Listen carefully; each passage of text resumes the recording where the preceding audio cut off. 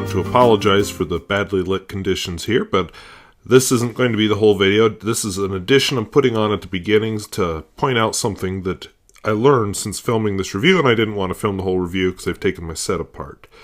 You'll be seeing this pen here with ink smeared all over in here because I had a leak.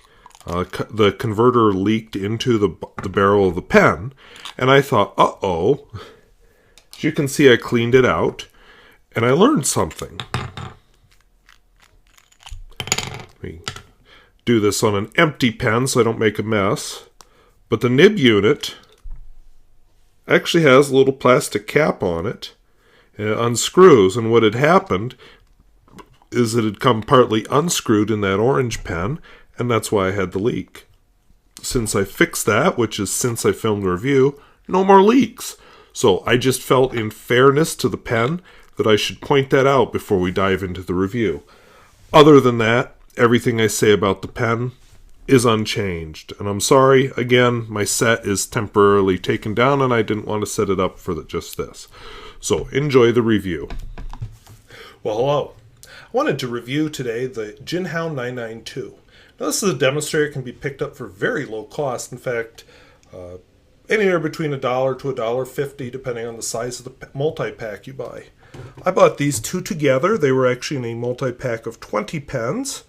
I paid $15 for, so do the math. It came in several colors. I didn't bring them all over here.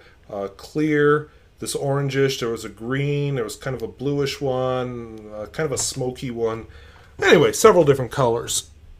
And you might, I'm leaning forward to grab a visual aid. And you might be thinking, I've seen that pen before. But you have.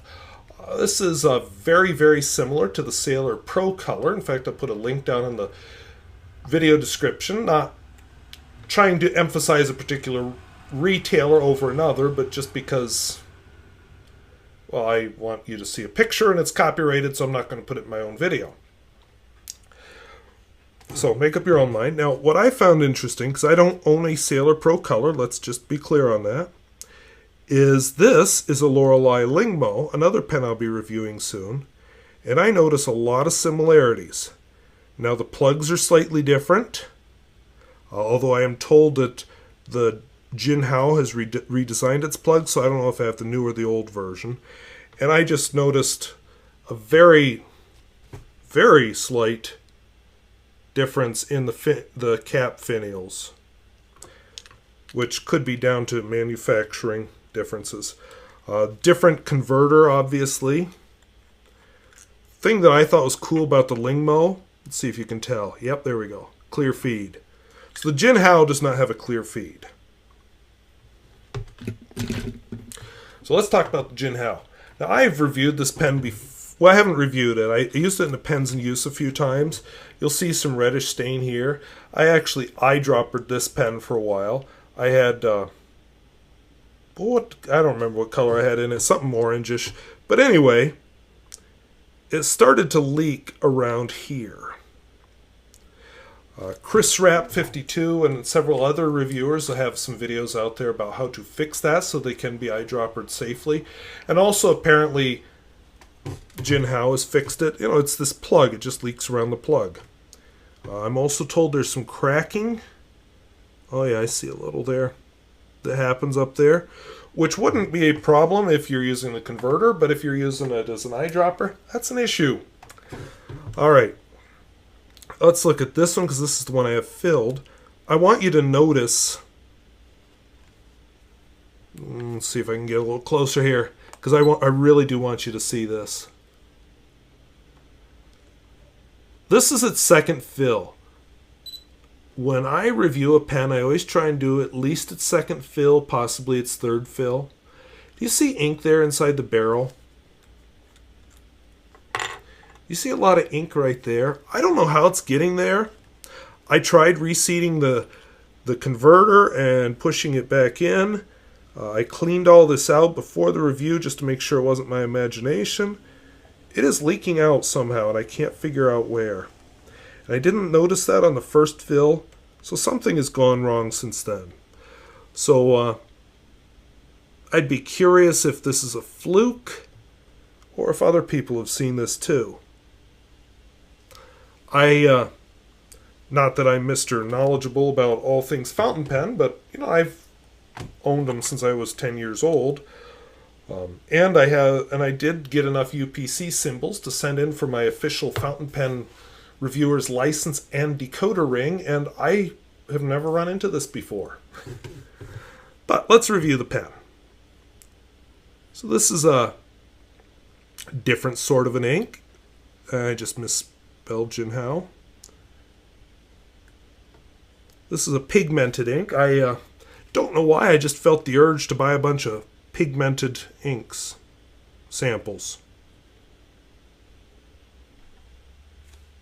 Because don't buy a whole bunch of bottles when you don't even know if you like the ink. Wow, I'm not even spelling things right. I think it's time to stop reviews after this one. I filmed a number of them today, as well as pens in use, and the pens are starting to run together, so I think this will be my last one. I was going to do more, but I think I'm at my upper limit.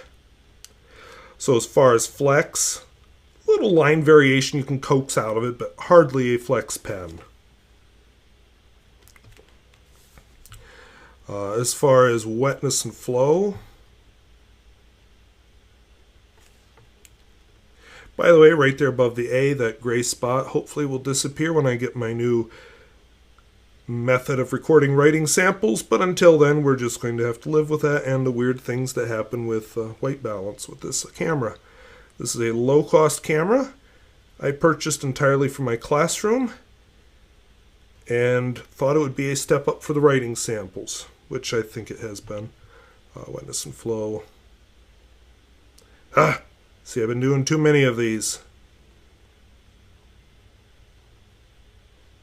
I'm trying to get a bunch filmed so I don't have to film any more reviews until I get my new system.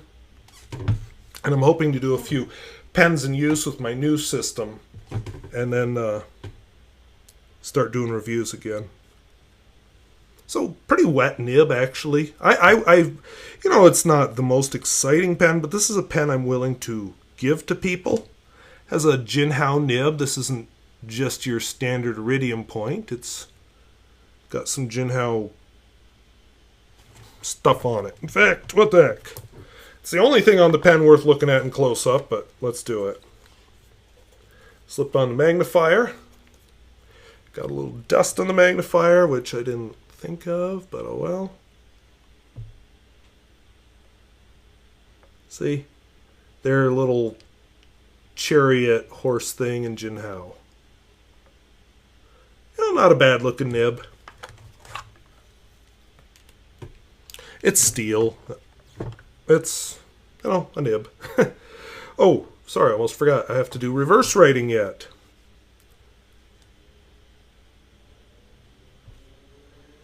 And they all seem to write about the same.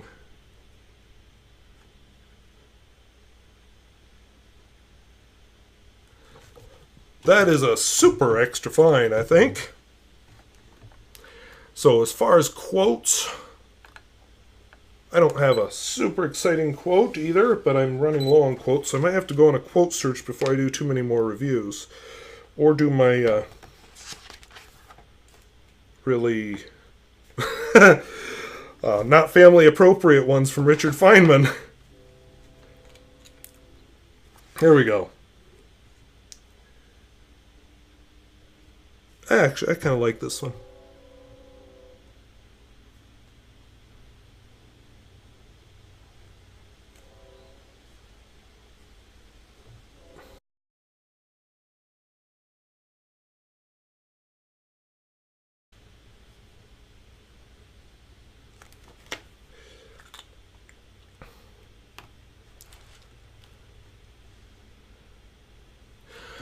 So it's a nice pen. It's not a daily writer to me. It's not even a fun pen to me. It's a fun pen to play around with to me. It is also a very good pen if you want to give somebody a pen. Say, hey, I want to try one of them fountain pens. Sure, here you go. Especially if you get the big multi-pack. I mean, $20 and you could probably outfit a smaller classroom of kids if you're brave enough to do that.